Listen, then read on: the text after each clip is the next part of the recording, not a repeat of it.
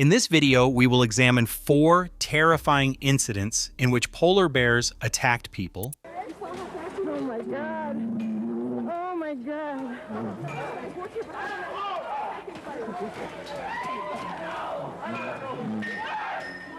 and it was all recorded on camera. As always, viewer discretion is advised. On July 29, 1994, 29-year-old Australian tourist Catherine Warburton visited the Alaska Zoo in Anchorage. Inside one enclosure was Binky, an adult male polar bear who had become one of the zoo's best-known animals.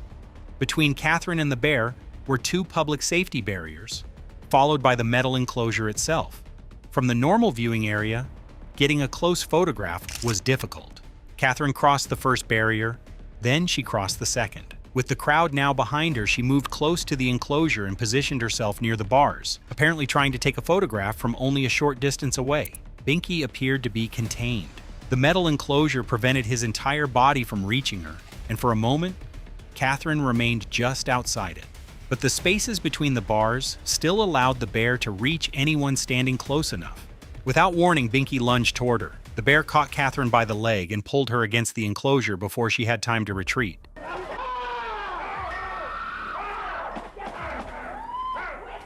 A visitor nearby was already recording. The footage shows the crowd rushing forward as Catherine becomes trapped against the bars. People grab branches and strike at Binky through the fence, trying to force him to release her without placing themselves within his reach. The bear continues pawing and biting while Catherine remains unable to escape.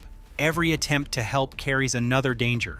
The rescuers must move close enough to strike the bear, but Binky can still reach through the same openings that allowed him to seize Catherine. Eventually, the repeated blows and commotion force the bear away. Catherine is pulled clear. She survives, but the attack leaves her with bite wounds and a broken leg. During the struggle, one of her shoes comes off inside the enclosure. The following day, Binky is photographed holding the shoe in his mouth. Zoo staff are unable to retrieve it immediately, and the image quickly becomes almost as famous as the attack itself. The camera captured a warning that lasted only seconds. A polar bear does not have to leave its enclosure to attack someone standing too close. On April 10, 2009, visitors gathered around the polar bear enclosure at Berlin Zoo in Germany. It was feeding time. Several adult polar bears were inside the habitat, separated from the public by a high fence and a wide, water-filled moat. From the visitors' side, the enclosure appeared impossible to enter accidentally. Then a 32-year-old woman climbed over the barrier. Before zoo staff could stop her, she dropped into the enclosure and landed in the water below. The fall placed her inside the moat with the polar bears. Would you jump into the polar bear moat at feeding time? People along the railing immediately began recording as the woman moved through the water. Zoo employees rushed toward the enclosure while attempting to keep the animals away from her. But one of the bears had already noticed the disturbance. The polar bear entered the water and began swimming toward her. The woman tried to reach the side of the moat, but the concrete walls were steep and too high for her to climb without assistance. Keepers threw flotation rings and ropes into the enclosure, giving her something to hold while they attempted to pull her upward. The bear reached her first. It seized and bit her as she struggled beside the wall. The water churned around them while the people above tried to lift her beyond the animal's reach. For a moment, the rescue appeared to be working. The woman held onto a line and was raised toward the top of the moat. Her body reached the edge, but the rescuers could not secure her quickly enough. She lost her grip and fell back into the enclosure. The bear immediately moved toward her again. Zoo workers continued throwing lines while others attempted to distract the animals. The woman was now injured, exhausted, and still trapped in water containing several polar bears. Another rescue attempt began. This time, the people above managed to pull her high enough to reach the ledge. Several rescuers grabbed her and lifted her over the wall before the bear could reach her again. She was taken from the zoo by ambulance and treated in hospital for severe injuries caused by bites and claws. She survived. While filming the BBC documentary series The Polar Bear Family and Me, Scottish wildlife filmmaker Gordon Buchanan traveled to Svalbard, a Norwegian Arctic archipelago where polar bears move across sea ice and frozen coastline. Getting close footage of a wild polar bear presented an obvious problem. Unlike a zoo animal, the bear would not be separated from Gordon by permanent fencing. He needed a protected position that could be placed directly on the ice. The production used a reinforced transparent filming pod known as the ice cube. Its clear walls allowed Gordon to see and film in every direction, while the structure was designed to prevent a bear from reaching him. Once inside, however, he had no quick way to retreat should the pod fail. Gordon entered the box and waited. For a period, the frozen landscape around him remained empty. Then a female polar bear appeared. The animal moved closer and began investigating the unfamiliar structure on the ice. At first, she walked around it, examining the transparent walls and sniffing along its edges. Gordon remained seated with his camera as the bear approached the panel directly in front of him. Only a few centimeters now separated them. The polar bear pressed her nose against the pod. Then the investigation became more forceful. The bear rose against the structure, struck it with her paws, and pushed her weight onto the panels. Powerful animals on the planet. One of the most intimidating animals on the planet. She bit at the edges and searched around its openings, repeatedly testing for a way inside. Every impact traveled through the small enclosure. Gordon could see the animal's teeth, claws, and breath against the clear wall, but he could not move farther away. The pod was only large enough to contain him and his filming equipment. The bear continued for approximately 40 minutes.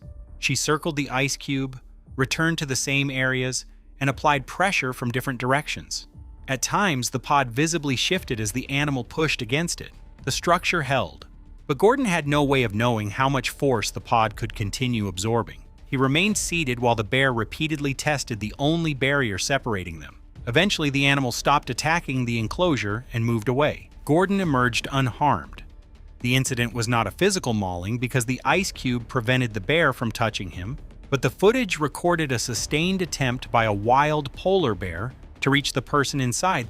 There was no conventional fence, vehicle, or nearby building providing another layer of protection.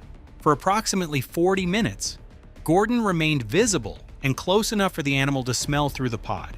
He could film everything happening around him, but he could do nothing to stop it.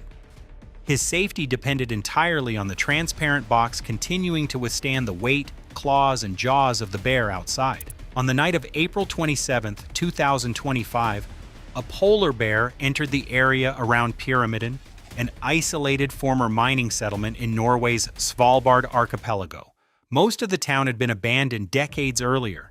Its empty buildings, open snowfields, and small population created a place where wildlife could approach with little warning. A tourist named Rebecca Bach was staying at a nearby hotel when people inside became aware of the bear. From the safety of the building, she began recording. Outside, a man carrying a firearm moved across the snow toward the animal. He was reportedly attempting to frighten it away from the settlement. At first, there was considerable distance between them. The polar bear stood near the buildings while the man remained closer to a parked snowmobile. The vehicle offered his fastest escape, but he had stepped away from it with the firearm in his hands. He fired a warning shot. The sound was intended to drive the bear back. Instead, the animal turned toward him. For a brief moment, neither moved quickly. The man watched the bear while holding his position, apparently waiting to see whether the warning had worked. Then the polar bear began running. The distance closed almost immediately. The man handled the firearm, but there was no longer enough time to depend on it. As the bear continued directly toward him, he dropped the weapon into the snow and turned away. His snowmobile was several steps behind him. The footage shows him sprinting toward it while the polar bear follows across the same open ground. There is no wall, fence, or other obstacle between them. The man reaches the machine, climbs aboard, and attempts to move.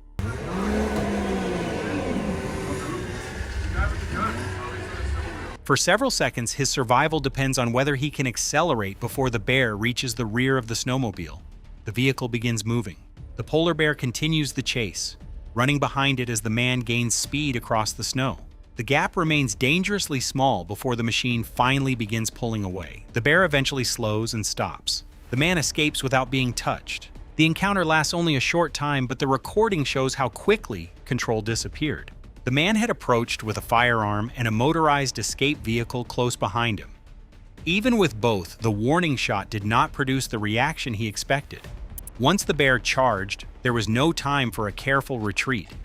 He abandoned the weapon because reaching the snowmobile had become his only realistic escape. The man survived because he reached the vehicle and accelerated before the polar bear closed the final distance.